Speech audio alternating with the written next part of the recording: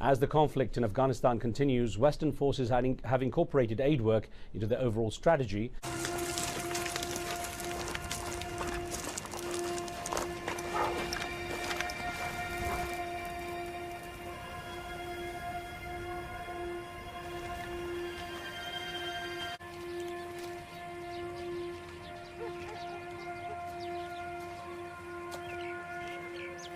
Salam alaikum.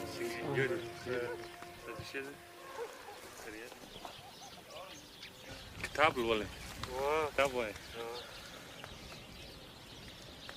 Det er godt. madrasa sabak है Er området roligt? Har det været roligt de sidste par dage? det var बड़ा ورثة कि हालात څنګه دي आराम आराम ده طالبان پر متکفزی او رزي در وطن طالبانو نیولای تاسو کم نه یاست برای خاطر سادی خاطر Men når I ser noget, så skal I melde det til os, således at vi kan få dem væk fra området. خو موږ همکاري په دې نه کوي چې تاسو چې نه د تاسو چې وځلای سلادار شواس اوس بیرته خېږي موږ هغه بیا پاتې چې راشي هغه بیا به داسې موږ ګیري کړه تاسو. Men I skal bare vide, at hvis ikke I samarbejder, så får vi aldrig sikret området. Så får vi aldrig bygget en skole, så dine børn kan komme i skole.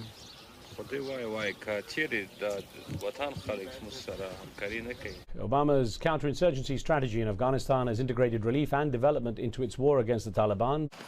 I would say, since we haven't been down here and we don't know what's in here, I'm going to fucking assume the worst because it's near Kalegal and that they have fortified fighting positions throughout here. Okay. What were we doing in the Korengal? Our purpose in the Korengal, they had a road. And the intent was this road to go through the Korengal and go out the Child Cave Valley to be able to connect the locals where they can have an easy route up toward the Pesh River Valley. And our job was there to try to sustain, the security for the personnel to allow them to build that road. 5-10 years from now, the Korengal Valley is going to have a road going through it that's paved. And we can make more money, make you guys richer, make you guys more powerful. What I need, though, is I need you to join with the government. Provide us with that security or help us provide you guys with that security. And I'll flood this whole place with money and with projects and with healthcare and with everything.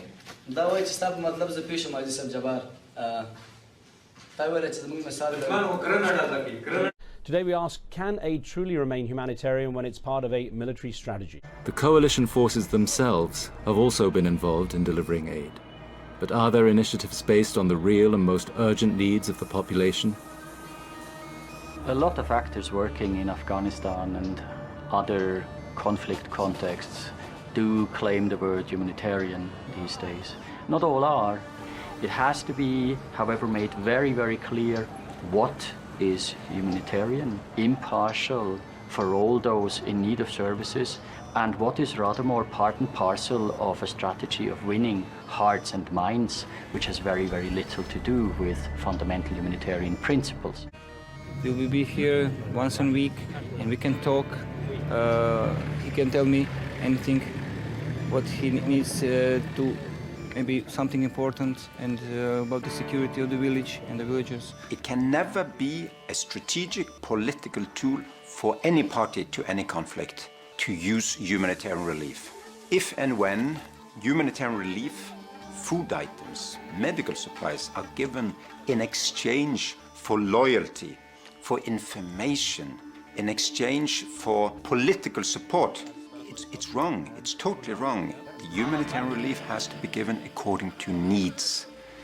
If women, children, civilians have a need of humanitarian assistance, they should be given that without any conditions. Well, joining me is Michael Hoffman, an Afghanistan country representative for Médecins Sans Frontières, Doctors Without Borders.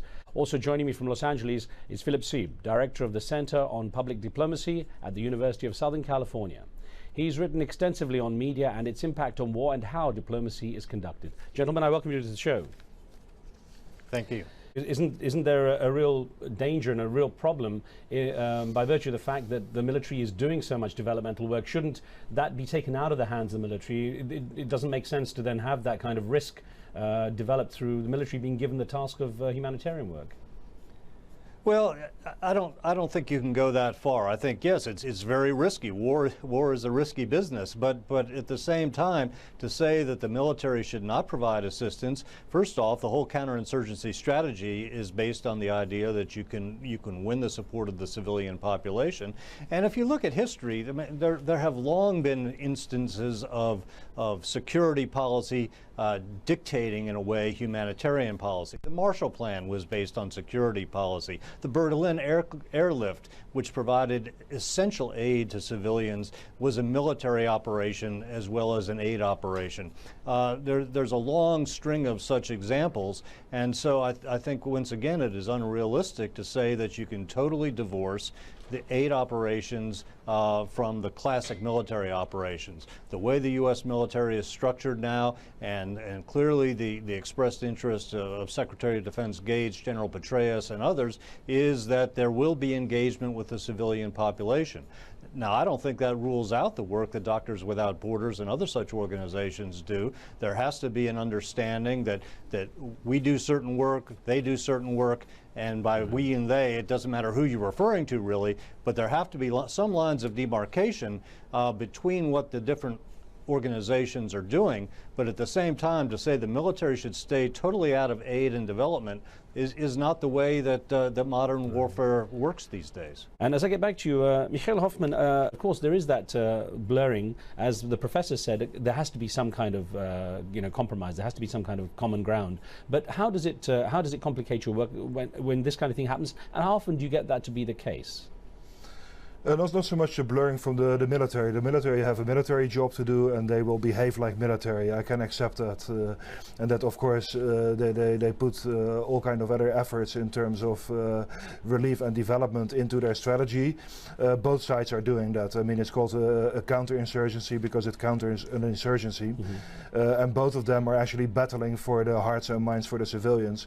So you have in one village you have a clinic run by the international forces, another you have a clinic run by the Taliban, and that's fine. It's their war. It's not my business. What is it that the military organizations or the aid, the sort of developmental groups that are tied to military organizations, what can they do that you can't do? Because from conversations I've had with people in the field, they say there are many things that those with military training or military background or that kind of association, they often have a support structure and skill set that can often be very helpful to the standard developmental agencies such as yourself, and things they can do that you can't do. Of course, I don't deny that they're probably much better in building a bridge or building a road, or having a agricultural program in remote areas. The problem is only that if these programs are connected to a military force, it becomes very dangerous for the people that are the recipients of these kind of activities to actually make use of these programs, because they will get repercussions from the opposition.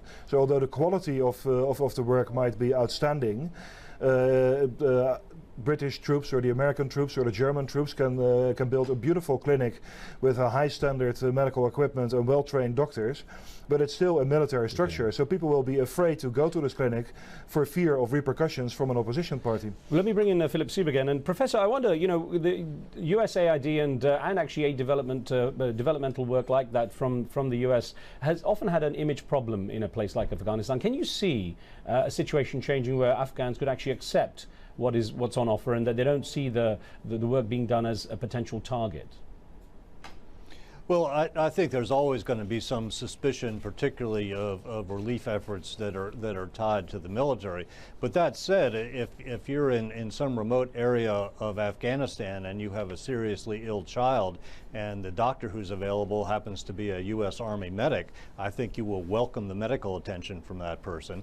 And there are capabilities, frankly, on both a small scale and large scale that military organizations have that some relief organizations do not. For example, when we saw the relief operation in the South Pacific several years ago after the tsunami, it was really a military operation in many senses of the word, because the military has the logistical capability to do that. But in terms of winning the trust of people, I think the way you win trust is, in addition to defeating the enemy, is to deliver what the people want. And again, if you have a sick child in the middle of Afghanistan and you can deliver medical assistance, and there are plenty of places where the military are present and relief organizations are not, I don't think you deny the person that help just because you say, well, we're the military, we don't do that. Go find yourself somebody from a relief organization. The military capabilities in terms of delivering that kind of assistance should be used to the fullest. Let me ask you, Michael Hoffman, then, how you see things progressing that will make your environment safer. How can, if as the professor says, this is the reality, that the work is being done on this side from groups associated with U.S. military funding, how do you take yourselves out of the picture, but keep yourself on the ground and doing the work? Here I have to actually contradict the professor. The opportunity to choose medical care that is not linked to the military. Because yes, of course, as an act of desperation, they might go to the military clinic, but this has repercussions for their families for years to come. And so looking for medical care in that, if you have to rely only on clinics that are run by the military, becomes an act of desperation. And the patients are telling us so, that they're happy that they now finally have an environment where they can get medical care where it is not linked to the military operations.